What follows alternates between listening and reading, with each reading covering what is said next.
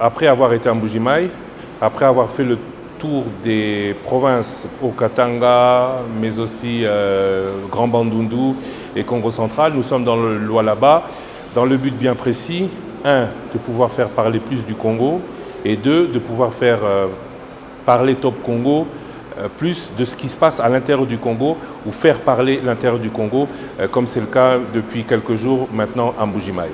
Nous comptons faire la même chose partout au Congo, avec la particularité Swahili qui veut qu'il y ait le Swahili du Grand Nord, entendez le Grand Kivu et la province orientale inclus l'Ituri, et le Swahili du Grand Katanga.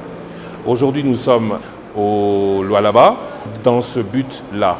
Mais la particularité du Lualaba étant la réalisation de nombreux chantiers, nous vous annonçons non seulement que nous allons arriver en FM ici, mais nous vous annonçons surtout que nous allons ici au Lualaba organiser une semaine spéciale comme nous avons précédemment fait une semaine spéciale au Bandundu, dans certaines communes de Kinshasa, à refaire d'ailleurs très bientôt, mais surtout au Congo central. Voilà donc le but de notre raison ici.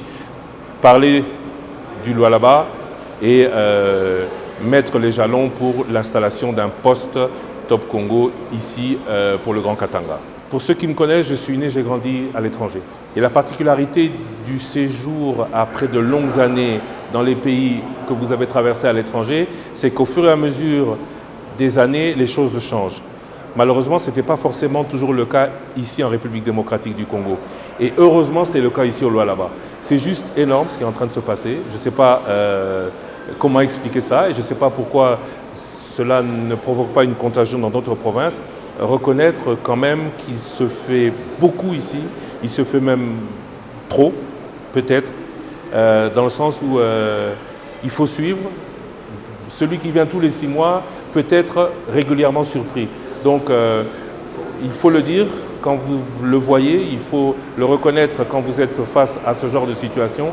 Félicitations à cette gestion. Maintenant, le but, bien entendu, des médias, c'est de faire en sorte que tout se sache. Et ici, au Lualaba, on doit féliciter ce qui se passe, mais en plus de ce qui se passe, on doit creuser un peu plus et se poser la question de savoir pourquoi est-ce que les autres provinces ne se servent pas de cet exemple pour faire pareil chez eux et pourquoi et en quoi le Lualaba ou l'essor actuel du Lualaba peut être profitable, pas seulement au Lualaba mais à toute la République.